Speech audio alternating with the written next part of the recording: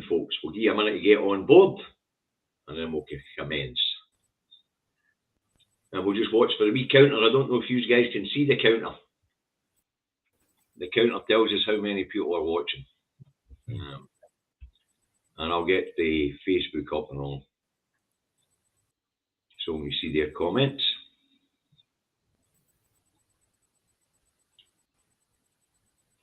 Beginning of the show is always a wee bit clumsy as we get set up and wait for people to arrive.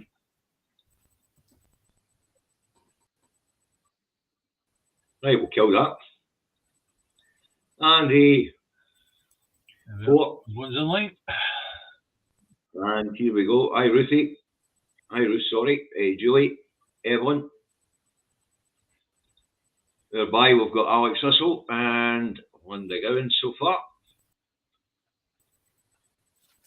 So things are going 55, 58. Let's get this underway. Siobhan, would you like to introduce yourself, please? Hello, everyone. Friends of Davy and David. I'm Siobhan, and I'm delighted to be asked on the show today to talk about some of my ideas for campaigning. I'm from Galway. You can't tell by my accent because I was born in Hammersmith in London, but my whole family's Scottish and they're all still in Galway. So my big beef is one simple thing: get the Tories out of Galway, and any help that any of you can give me today would be greatly appreciated. Siobhan, you were born in Hammersmith in London, but your family's from Galway, and you were educated at quite an interesting school there, were you not? I didn't go to Calamity, but my mum was a teacher there. My two sisters went there. It's a progressive school, so it was like the idea was that if you give people responsibility, then they step up and they become more accountable, better at communicating, better at working with other people, and it definitely has an influence on me and an influence on how I've done things in my life and the values that I've got, etc. And you were educated. You did your further education in Liverpool, I believe. Yeah. I went to Liverpool Uni and did politics, and I found out all about left-wing parties, such as it was quite exciting. And I stood for Labour. I was elected to the student union as a Labour candidate, so I have a bit of an insight into what it's like to be involved in campaigning that way, hosting, etc. But cool. Moved on from Labour. Excuse me, guys, can I just butt in? It's like we've got a few complaints about the sound's been a wee bit heavy. Apologies for that. We're relying on 3 people's separate broadband links doing the trick. Siobhan is coming in from Galloway. I don't know what the bandwidth is from there. I really have no idea, but it will cause 1 or 2 problems. You'll still hear what she's saying. It'll sound a bit sparky in places, and perhaps if I could ask Siobhan, just move back from the microphone just a few inches, please. That's it. Yeah, get yourself nice and relaxed, Siobhan, because we want to know all about you and what you're doing. All right. So please carry on. So you went to university in Liverpool. Yes. Yep. And tell us what that was like. What did you study? Politics. Yep. So Liverpool's a fantastic city and an inspiring place. And I think that's why today they've got not a single Tory. They should really become like a satellite state of Scotland when we go independent, as far as I'm concerned. Yeah, Liverpool's already an independent. They can't make me out. They're not hearing me. Okay, Siobhan, what I want you to do, if you can leave the conversation and come back and use the same link again, okay? And hopefully that'll sort it out. Give us just 2 minutes, guys. Try and sort the sound problems out. If you remember, we had this similar problem with Sarah Sawyer's. And we sorted it out this week. It does depend on the bandwidth speed, the bandwidth of the connection. at the particular place the person's joining in from, so there we go. Welcome back, Siobhan. Let's hope that's cleared that up. Testing, 1, 2, 3. Yeah, that's better. Yeah. It's a bit better, yes. So you're at Liverpool University, you're studying politics, you've joined the student union, you've been elected as a Labour representative. So you're obviously a Labour activist at some point. So at what point did you drift away from Labour to say whatever your political beliefs are now? Right, well, when I left uni, I dropped out of politics, concentrated on my career. I was an NHS manager until they got me to physically take beds out of wards. And I thought, there are too many managers and not enough nurses. Right. Okay. Yeah. So after that, I worked abroad teaching English in Spain. And then I came back here and had 3 children, and I brought them up by myself. And that was the focus of my for a good 15 years. And I started to get involved in Scottish politics about 2013. As you do, as everyone did. A lot of people became politically active at that period of time, yes. You see. So you're back in Scotland. You've had your 3 kids. I'm assuming that they're all a teenager or a wee bit. There's 2 of them are in. Sure. 2 of them are in 3rd year at still in uni. And the other one's got a master's from Glasgow, so he's working. So they're all in their 20s. You've got your life back, and you get back involved. You get involved in political campaigning. How did you end up gravitating towards Scottish independence? Well, in the campaign 2014, it was just buzzing on social media, and I mean, it was just so exciting, and there was so much hope, so much self-belief, and it was just, it was electric. And then the day after 2014, it was the opposite. But didn't it take long to bounce back, to be honest with you, Siobhan? That's true. On the run-up to the 2015 election, but I think it's flatlined a wee bit then. Well, I don't know. I would say that I have to agree with you. we're treading water. We're keeping it going. Yeah. And the fact that we're doing that, given the odds that are stacked against us, is, we've got to pat ourselves on the back. Well, I have to say it was probably one of the most positive experiences in my life. All this talk about divisive referendum, I never found it divisive at all. I thought it was inspiring. I thought it was uplifting. Yeah. The debate was good. I thought it was robust. So this idea that people having a political choice or people getting involved in political campaigns is divisive, it's all a rubbish. It's made up crap. To be honest, David, the people that tend to say that are people with an axe to grind. And these are the people that really want to put down the idea of any independence referendum or plebiscite election. Yeah? Aye. So we should take any of this divisive nonsense with a pinch of salt, obviously. Because it's not going to put me against my neighbour. It's not going to put me against other people. If they disagree with me, that's their right. Yeah, of course, their opinion. Fine. That's it. As long as more are with me than are with them, I'm quite happy. The debate is how we change people's minds or give them a new perspective, and that brings us along to the idea that Siobhan, you want to get involved in this sort of thing because you contacted me initially for technical advice on how to get up and running. Mm-hmm. So before we delve into the murky world of technical advice, which I can't give you, let's talk a wee bit about the ideas that you have. Okay, so I want to start a podcast. I want to start a podcast in November. That will give me a few weeks to work out the technicalities, and call it Scotland in the Heart. Okay. And the idea is I'd like to invite ordinary people, ordinary activists, not celebrities like you, just ordinary people. But you could, if you wanted to, you could come on. And I just want people to talk about themselves and what inspires them to love Scotland and to want Scotland to be independent. Okay. Nothing fancy, nothing about like which currency should we use after independence, none of that.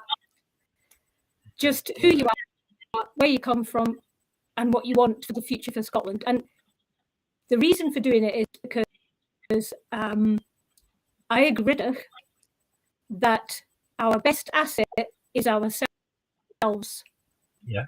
And I really do think that the amount of talent, the amount of people out there in social media working flat out, putting their heart, their soul, all their spare time and energy into campaigning, and it would be to actually see some of them, because I mean, I don't know about you, but I know loads and loads of names, but I have no idea who they are. I would like to meet them.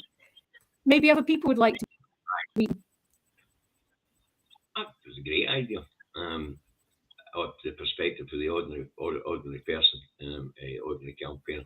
I mean, because it is normally all celebrity stuff, you know. No, I mean, David and I want to interview a couple of these celebrities myself, but for their angles. Yeah. But just ask. So what you're trying to do is it's like a Vox box where people are going to be able to just go, okay, Jimmy, why is it you support independence for Scotland? And he then gives you the answer. Is that what you're looking for, Siobhan? Yeah, nice and just like a wee sort of quiet chat, a wee blether. Just find out, like, when they were growing up, who got them into independence, what were their family backgrounds like. You know, there might be quite a lot of people who started off as Labour supporters, and then they had that moment where they suddenly said, enough is enough. You know, Labour betrayed my community. They've betrayed the people, you know, and a lot of people, generation after generation of Labour. I would quite like to interview people who've got that kind of mining background, community, etc. Yeah. So let me see if I get this right. Are you looking to have a lot of these little Vox box pieces and stitch them together so people can watch them one after the other, or they can share them, or whatever? Yes, that's your. Yeah. Okay. Yeah, that's the techniques that I haven't really understood yet. Don't worry about that. All that stuff will come to you, no bother whatsoever. You start off by doing it as like David and I, very simple. David did it on his phone, and I was on my phone, and we struggled, and then we got in a bit more into the technical side and discovered a fix for it all. So you will too. Don't worry about that. And there's time to be able to refine what you're doing as well. Okay. And there's a few people that I want to interview. I want to interview the lady from Indie Cafe. Oh, we can arrange that. Yeah, we'll gaffer tape them up and bring them to your premises tomorrow. Is that okay? Well, we can definitely arrange that for you. I can assure you that. Yeah. Talking of which, before we carry on, I'd just like to congratulate the folk in George Square yesterday and the Indie 2 Cafe. They managed to raise another £800 to go to food banks, and that will feed a lot of people. Yeah. So well done to all the independent supporters who went along to the cafe and made the generous, very generous donations and got a wee cup of tea or a roll or something like that. One bottle of water cost me a £5. Hey, here, that £5's going to feed a family for a day. I know, it was a joke, sorry. So well done to people in the 2 cafes. So let's go back to this. Are you going to do one-on-ones, or do you want people on the other idea that you've got about getting the international community involved? To send a love support for Scotland's independence. Doing a David Cameron. That's it. Hello, is that Obama? Can you come and shoot the Scottish independence thing in the foot, please, for us? Right? I'll never forget that, and I will never, ever forgive Barack Obama for blooming sticking his Psi-14s into our business when he comes from a country that fought for its independence from the British state. That's ridiculous. The Scottish caucuses should have been shouting for the rooftops what that bastard did. Excuse the French, right? Aye, please. Anyway, you're on the right here, Siobhan. You're going to do that in a box spot. Ask the international community to make videos of themselves and post them to you. So well, I do not know what you're talking about. It could be Chinese, whatever a vox box is. No idea. Well, whereas somebody does a wee bit, records a wee bit to camera, and then sends it to you so that you can broadcast it. I don't know. I don't know. All I know is I like this format you're using today, and you've explained to me that I need to get a proper camera. So that the quality's better. But would that mean that people that I was interviewing would also need to get proper cameras? No, they could do. Well, a lot of people have. They could do it on their phone, whatever. But I'm talking about the international community, because you can't run about the world. Nobody's that rich. You can't run about the world interviewing people. So when it comes to the international community and asking them to show their support, would you be asking them just to make videos themselves and send them to you so that you could put them out as clips? Whatever, whichever. Do both. If I can, can you use this format to interview people around the planet or not? Yes. Oh, of course, yes. I think instead of just, I think people like to have a conversation. They like to see a conversation. So you can get someone to do a wee bit to camera, but I think they always want it to be more to back and forth, to and fro, Aye. But there's loads of people. I just thought I'd start in November once I've worked out the tech, and then I'll just keep going. And myself and my friend Sam Patton started a little platform called Independent Women last year, and we didn't really get very far, but we didn't really push it. We just wanted to sort of play around, and we did a few podcasts. And I think you've already got this sort of the profile, so kind of launch and go fast. Whereas if I just start small and a few people share one or two of bits of content, then maybe the word will get around and it will slowly, organically, just sort of like get more known. But it's what, I may as well try.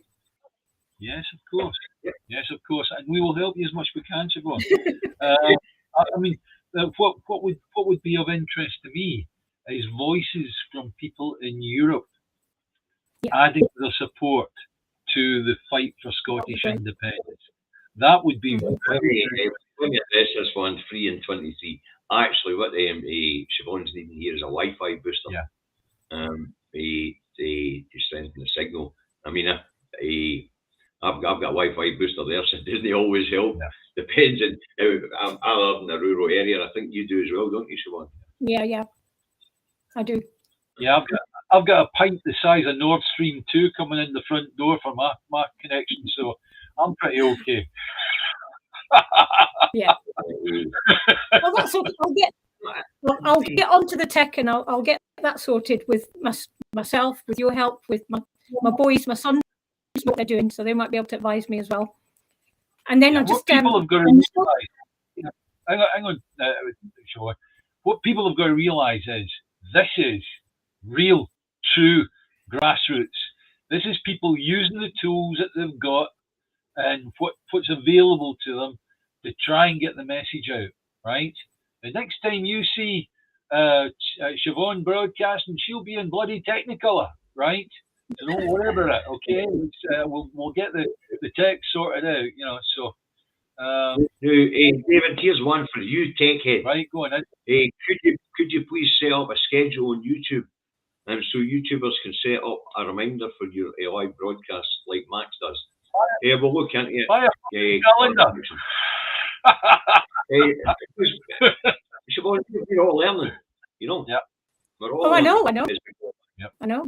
We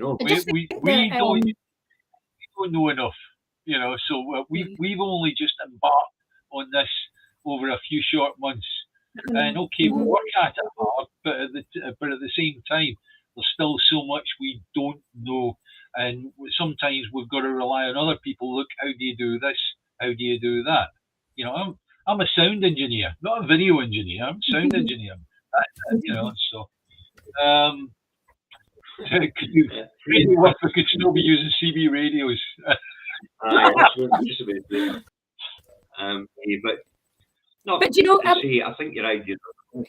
Yeah, I mean, someone said to me, "Can you imagine if we get independence and we all go to George, and you're standing there, and someone comes towards you, and you've been talking to them for 10 years, but you don't even recognise them?"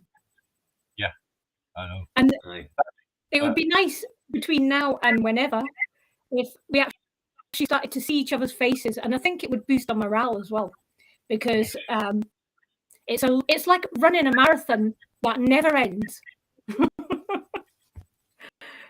No, I have to say that was one of the good things about yesterday.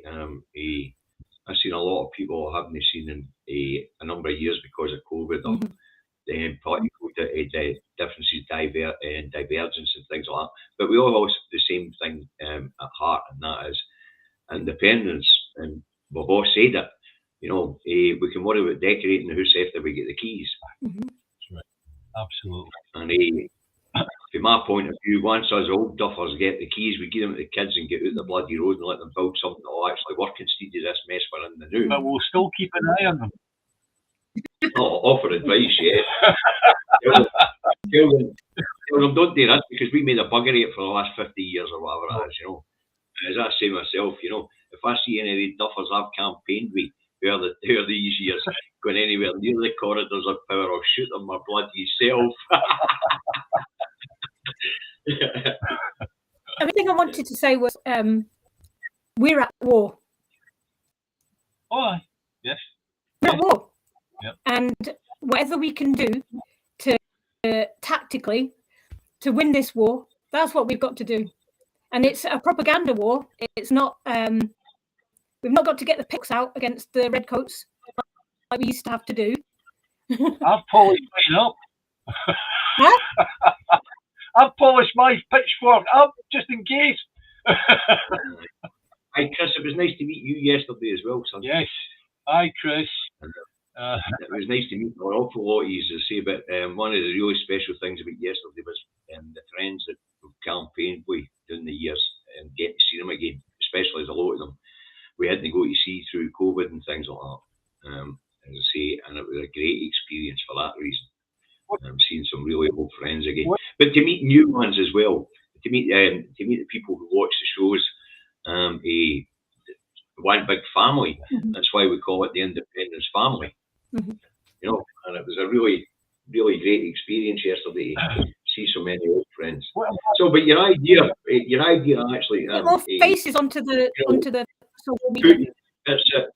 Putting faces onto social media, a bit like we've done with you today. You can pick that handle up and run with it because we're generally a current affairs program, you know. But obviously, current affairs is one of your interests as well. Yeah. Sure. But what I'm trying to say is, like, we need morale. Morale is important because the stuff that they throw at us from down the road, it's just despicable. And when you're talking to people, you can see the morale going out of them, and that's what they want. They want us to feel that this is unwinnable. And that's interesting you should say that because I watched Laura Koonsberg interviewing the First Minister the other day, and the First Minister slaughtered her. But at the same time, Koonsberg was full of bootery. You know, what if we shut down your auctions? What do you mean you're going to shut down your auctions? You're coming to the end of your road on this one. Will you resign? What are you talking about? And who is the we that Koonsberg's talking about? Eh? Did you say Laura Koonsberg from? Where is she from? Where does she hail from? Eh? Any ideas? Ireland. I'd like to know who the we is that we could shut down your auctions. That is just typical unionist, right? Arrogant. Right. It's that sense of entitlement. It's that sense of entitlement. Siobhan, I'll come back to this one in a wee second. Did you see Starmer's statement that he wouldn't allow a general election to be used as a plebiscite, as a de facto referendum on independence. He would not allow. The terms are absolutely outstanding, but we'll throw that one out at you, Siobhan. No, I just want to say that this morning I saw something on Facebook that Sturgeon said, bring it on then. If you're that, do you think we're not going to win another referendum? Is that what you're saying? Because if you thought that you were going to win, you would let us have one. Yes, aye, that's exactly what she was saying to Koonsberg, but Koonsberg was trying to say we're going to shut down your options sort of thing, as if they... And the First Minister had to point out to her, so that would mean Scotland's democracy was irrelevant. And Scotland's voice didn't matter. And then they went on that wee step further and said, basically they'd be saying that Scotland's a colony. So I've got a question for you from my people on my Facebook page. They want to know what's going to happen after we get the Supreme Court result if they say we can't have a referendum. They were breaking international law for a start, but Joanne Cherry said today on the same programme that the First Minister said they need to beef this out. Because what they're trying to do is catch her. They're trying to catch her in this idea that it's a majority vote, right? What they're wanting to say 50% of the Scottish population plus in a general election. That's not how it works in a first past the post system. Majority of MPs is the majority of the votes in a first past the post system. Now they're trying to set the standard at 50% plus. Koonsberg tried pointing that one, and Cherry says they need to beef it out. But they'd already covered this one because they knew it was coming. Good Morning Scotland a wee while back when the First Minister announced the date and then Plan C, if you like, which is a de facto election. An election is a plebiscite election. And John Swinney, when asked about how he would gauge it, John says, well, most MPs.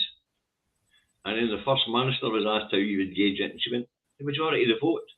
But didn't they put a number on it? So they covered both grounds, both areas. And that's what Joanne Cherry was saying. Doesn't need to flesh it out at this point in time. Let's see what's going to say. Suggestion. If Westminster change next week to single transferable vote, what we'll do is we'll think about what they're saying. All right? But they have to go into single transferable vote first. All right? Isn't that fair? No, I don't want to go there because I don't want to wander too far away from the point. And the point that Siobhan's making, and the reason why she's going to start this podcast is we need more content. We need more people doing this sort of thing. Yeah. And Ali, just for you, the naughty step, all right? What we mean. So I want to talk about your. What David means by that is he means all of you that are watching right now. You need to get your voices heard. If you're not using a camera like me, you learn. It's just something there, right? I know I'm ugly, but it doesn't matter. I'm still here. I'm still fine doing it, Shut up, Mulligan. Siobhan's a guest. I'll get my wee leprechaun down because he can do the talking for me. Aye. So, folks, I don't know if you can see behind Siobhan there. There's a haberdashery, if you like. And there is a whack of wool there. Siobhan is it's a baby dragon. Yep. Siobhan's relaxes by knitting. How did this come about, Siobhan? I went to the Spring Fling in Galloway, where you could see all the different art people were doing around the community.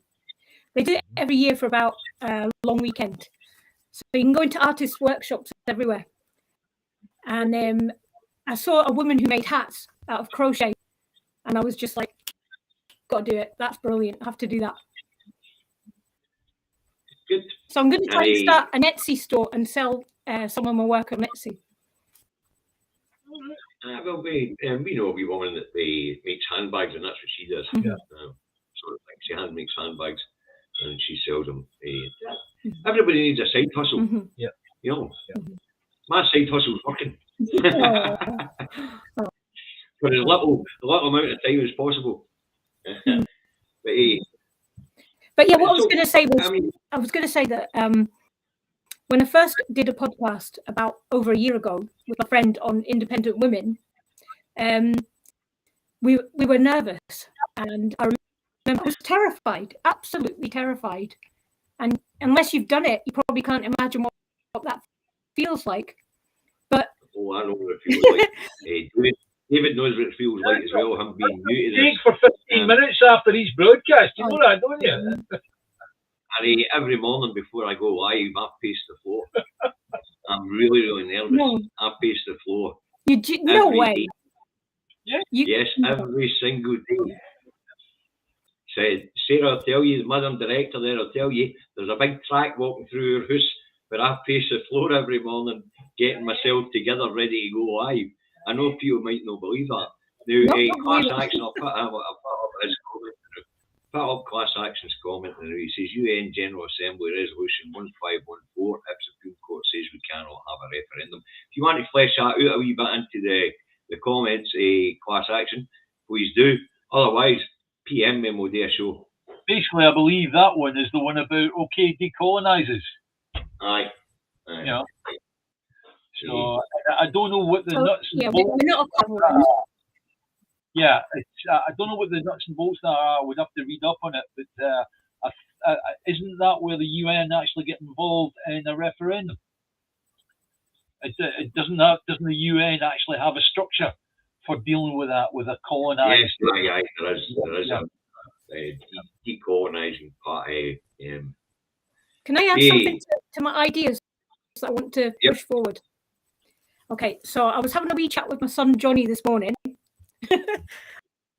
who's 20 years old at Stirling, and I asked him about this or this or this or this. He knows nothing about it, to be honest, nothing. And I said, "How come you don't know anything?"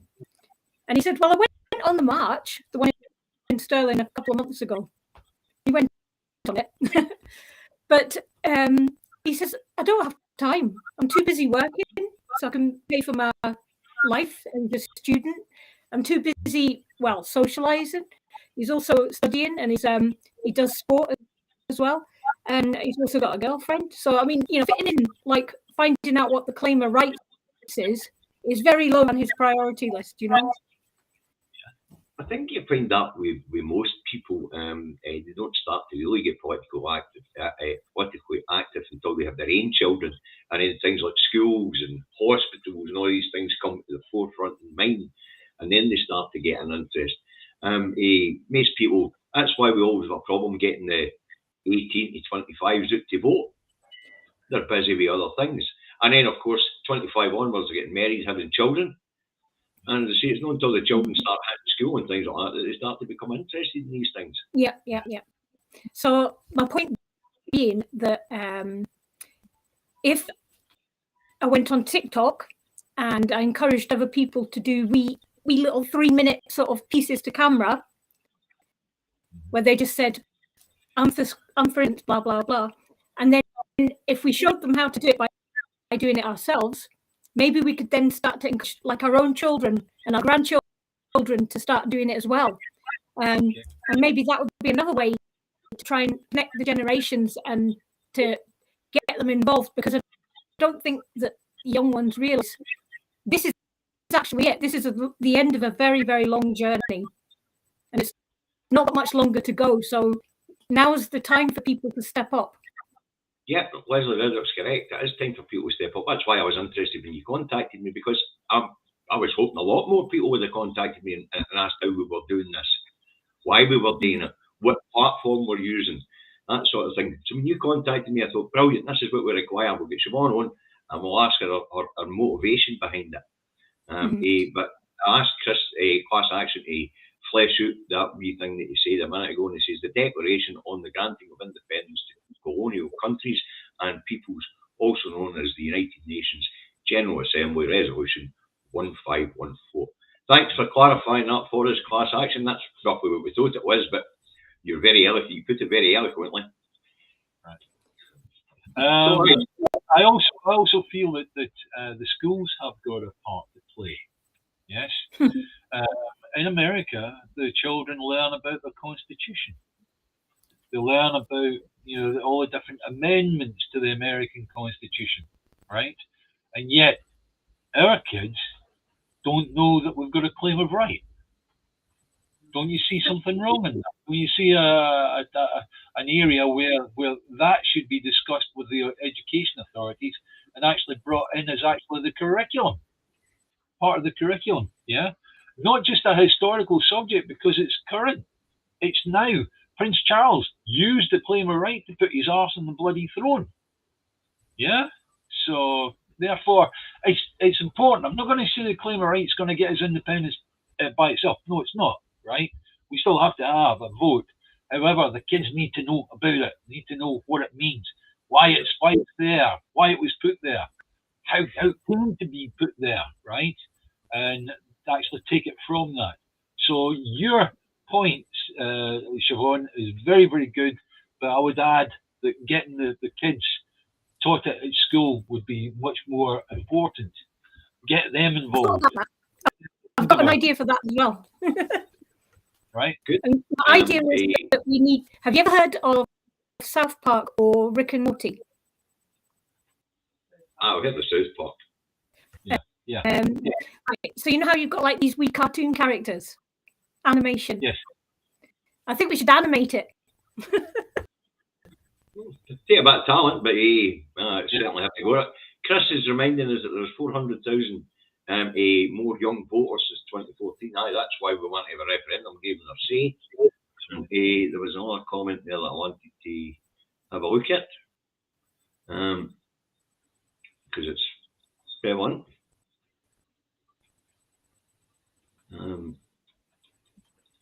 I've lost it. John Cherry this morning about the UN law and our rights to self-determination. She did. Education is going to be very, very important. Going forward, even after independence, we must get it into our children's heads that they are sovereign, and that they are the people who make decisions for our nation. There was a last yesterday. I watched it online. The Yestival. And there was a lass from ISP. I think she was a counsellor called Julie. Can't remember. Aye. And she said something about the 400,000 young people who are not registered to vote in Scotland. Yeah, that's up to their parents and get them registered really, and get them on the path to being used to voting. That is like the most important thing we can do. We have to get people registered. We really do. But to say, the idea that we have to educate all the children at a very young age to understand that they're sovereign, the people are sovereign. We can point to Charlie's Chuck's anointment as king, if you like. He was anointed as King of England. Did he sign to agree that the Scottish people were sovereign and he was the head of state? That's what that bit's all about. It's a totally different thing altogether. Down that road, I know people think I'm a wee bit rough with this one, but down that road, they're actually subjects. They're his belongings. They're his toys. Up here, he's subject to our laws, our scrutiny, and our people. Something he isn't subject to down that road. And that's the difference in the constitutional arrangements between Scotland and England. It's all there in the Treaty Union of the Crowns, but you've got to go way back to the Crowns to see that. I watched your really excellent discussion with Sarah from Salvo. And there were things in there that I've never heard of in my entire life. It was really fascinating. But I thought it was quite hard to follow unless you could really focus and concentrate. It was quite complicated. It's quite complicated. We studied this in 2012. A lassie called Davies, I'm going to mention her again, brought the Act of Salvo to David and I's attention. And when we discussed it in depth, we asked, how is it we're going to measure the will of the people in order to be able to go to the Court of Sessions and say dissolve this union. And Deb says, well, in the 50s, they went the wrong way about it when they got 2.5 million signatures and they presented it to Westminster rather than taking it to the court and saying this is the majority will of the Scottish people, here's their signatures, check them all out, and if it's correct, we want you to dissolve the union. Because you've got to be able to measure the will of the people. Yeah. You've got to be able to, but I mean, that's basically what the activists are with that's how we could see it being used in the context that was being spoken about. You would need to get a majority measure of the will of the people and take it to the inner sanctum of the Court of Sessions and instruct the judges to dissolve the union. Now here's the really overriding question is whether a plebiscite election or a referendum is purely and simply an opinion poll, or if it carries weight. Well, because of the claim of right, and because each person in Scotland is a sovereign, therefore, any opinion poll that includes all the people of Scotland and they have the opportunity to opine on, then that makes it written in blocks of bloody stone. And it cannot be overturned because it is the sovereign will of the sovereign people of Scotland. End of. And that was the whole point Debs was making about getting the 2.7 million signatures and going along to the court and ordering the judges to dissolve the union. Yeah. So, but I still say we need to get it. We need to put it in animation. We need to get someone who's willing to give their time to do it, or the Scottish government pays them to do it. But we need to understand these things, and sometimes people learn in different ways. Some people read, some people listen, but some people see. Here's an interesting comment. Seeing we seem to have been off in this tangent. Westminster thinks that the Magna Carta overrules the sovereign rights of the people of Scotland. No, it doesn't. The Magna Carta was penned, there wasn't a union. Right. And as we know by a recent court case, it has no bearing in Scots law. So, but anyway, but we've had a lot of it. So the digital covenant was a waste of time, and no one speaks about that anymore. Thomas, the reason why people didn't sign the digital covenant was because they wanted details that people weren't willing to give away. That's right. I mean, in my case, they wanted to see, they wanted a proof of identity, either a driving license or a passport or something like that, which they were going to hold digitally. And I didn't know how secure that is. And anybody getting their hands on my driving license, it would be bloody dangerous. Yeah, that's right. Somebody trying to operate machines that are on my license without being trained would kill people. So that's why the digital covenant failed, Thomas, because they were asking for information. They could have just went out and bought a copy of the voters register for 25 quid for each ward, and then checked off against that postcodes. But asking people to send in copies of their documentation, it was never going to fly. People just weren't going to do that. And hence, that's why a vote, a referendum, a plebiscite election is far better, because it's still in large. By and large, it's a secret ballot. It is a secret ballot. You go in, you go in a cubicle, you mark your X where you're going to do it, or your tick where you're going to do it, and fold it up, and it goes into the ballot box. So that, still in all, sits as the best way. The American way of using the American digital voting system, which is very, very fast, can be screwed with.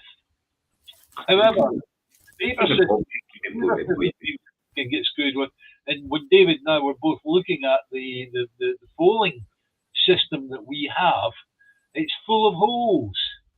Says the man in 2001: A Space Odyssey. It is full of holes because the ballot boxes should be entirely clear. Aye. And the actual count should be taking place in each polling station, rather than going each of these ballot boxes going over the hills and far away to somewhere to be counted, which is a load of bloody nonsense. And every village hall should be recorded. Yeah. right. And you've obviously representatives of both sides at the count, and the election official there could then phone in the tally, and it would be witnessed. Yeah. Or they could put the tally into a computer where it could be seen by all. The good this is getting a wee off point here. We've the good thing for the MI5 or whoever it is that wants to screw with the referendum or plebiscite election is if they can actually make it whereby those ballot boxes go over the hills and far away to a central point where they can concentrate a number of people to actually further screw with the actual count. Whereas if you did each count in the polling station, it would be more difficult to staff enough people into that situation where they could screw with the count. Especially, I mean, you take my polling station, David, before we pull it back to Siobhan's ideas as we get towards the end. You take my polling station, for example. So there's the village hall. Here in the village, there's maybe only, there's 3,200 people, so maybe 2,400 are eligible to vote. Yeah. Right? So whatever amount traps through there, you get 2 ballot boxes, a couple of pens with you in to do your thing. I mean, it would be dead easy at 10 o'clock at night to lock the door. There's a stage there. You set up a camera, you set up a count table, and you have people witnessing the count as each paper's opened and it's placed. I mean, when we've seen the carry on at the big counts at the last referendum where we had piles of yeses and no places, which were supposed to be for no votes, you would eliminate all that stuff if you were counting in the polling station. And the other thing is, the count would be quick. Yeah. The count would be massively, the amount of time you'd wait for results would be massively reduced. You're only counting 2,000 votes. Yeah. You know. But let's get back to what we're supposed to be talking about.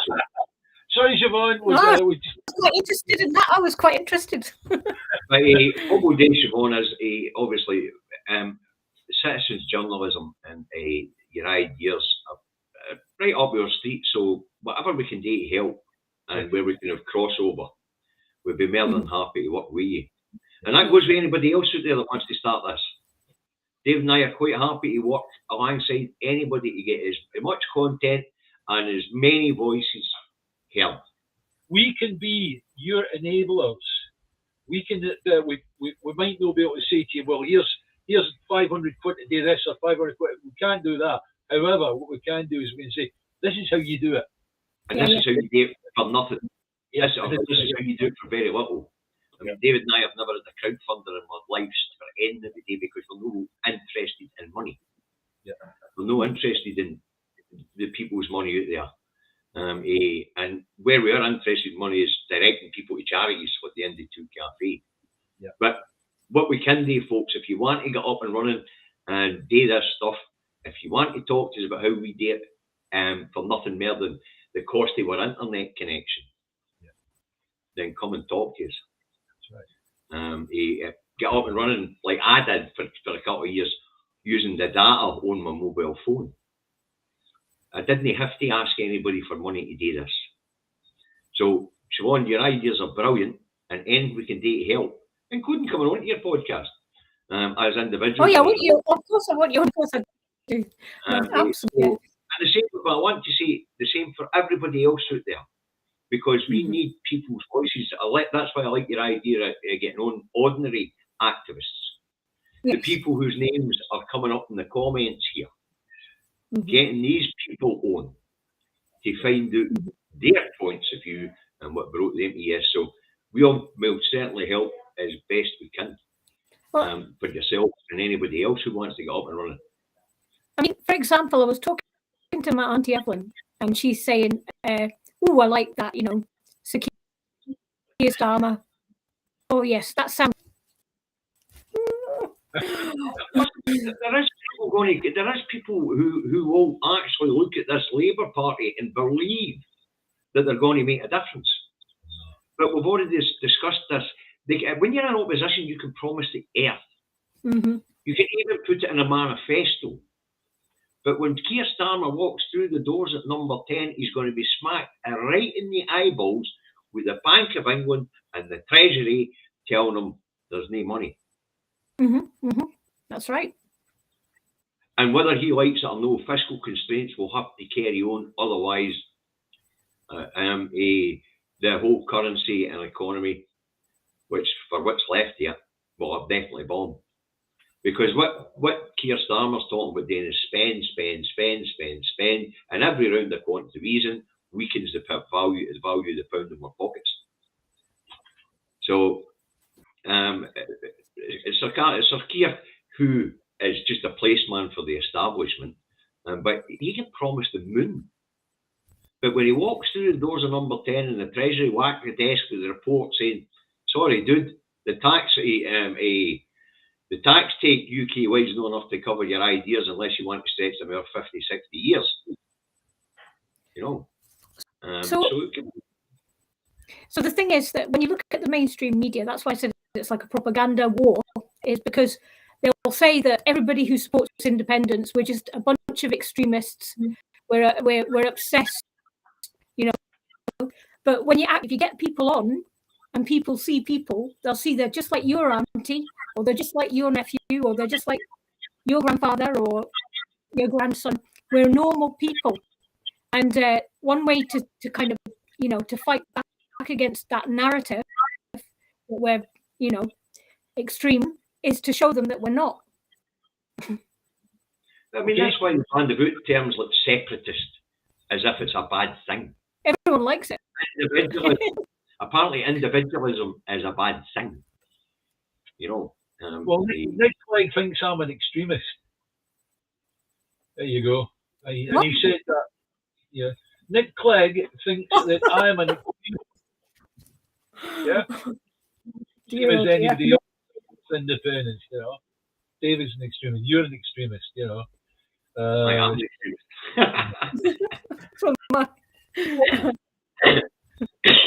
No, from their point of view, what's interesting, but when I'm watching social media, this is something you're going to have to be careful with, Siobhan, once you get underway with your enterprise.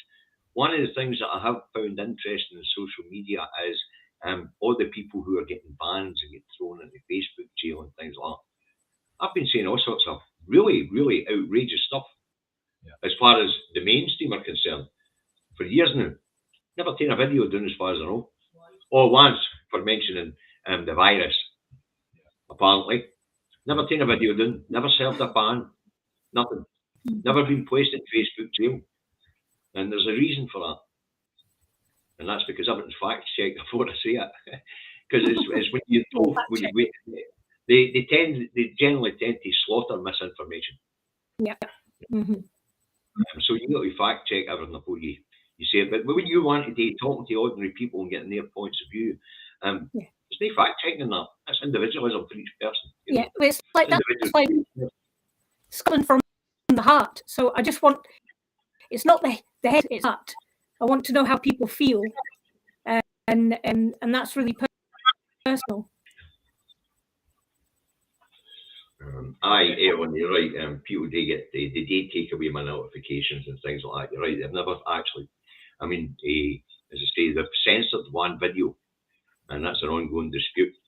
And that's because they claimed it was copyright infringement. Not right on my own stuff, so I can't see how it could be a copyright infringement.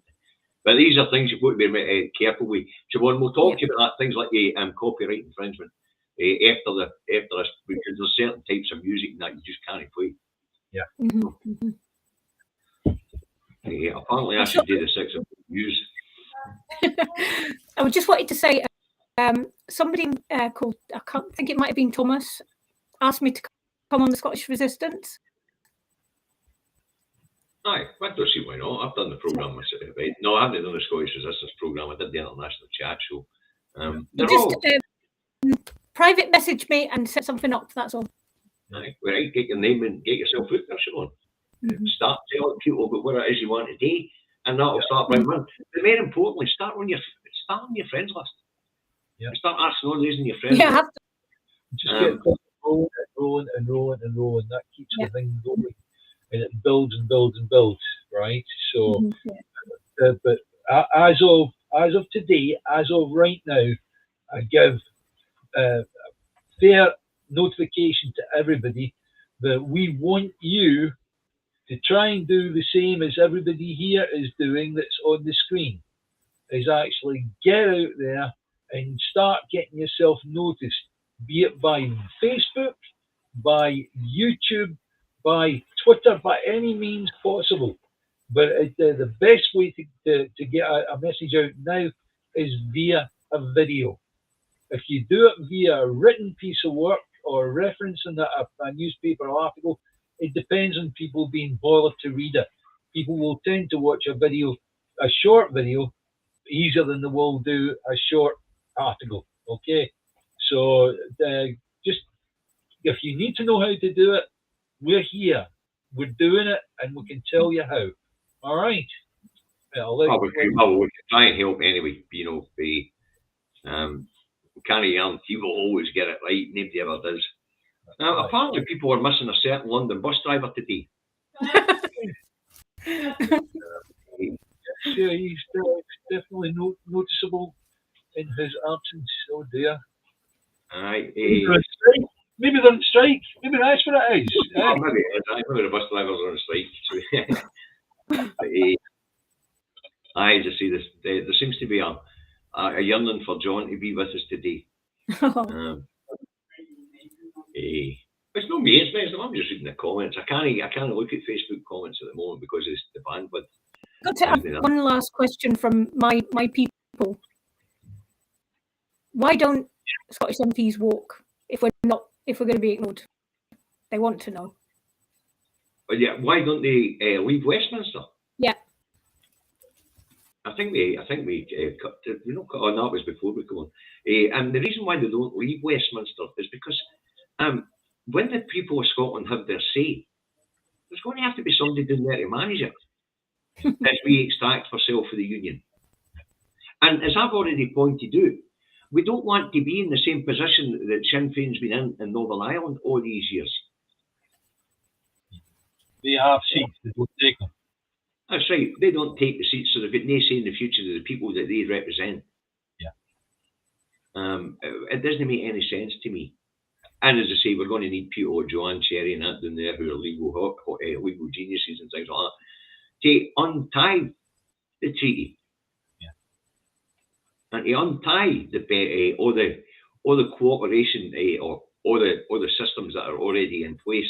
We're going to have the people there who sever the tax link for Westminster here. One thing I seem to remember is, in actual fact, the administration of the UK pension system is administered from Scotland. The actual staff doing it are in Scotland. So, you know, you've got to look at it from that point of view. It's not stuff that they do that just affect us. There's stuff that we could do that could affect them. So all that stuff has got to be juggled. It's got to be, right, okay, we'll do this and we'll do that. There has to be a degree of under-the-wire cooperation, yes.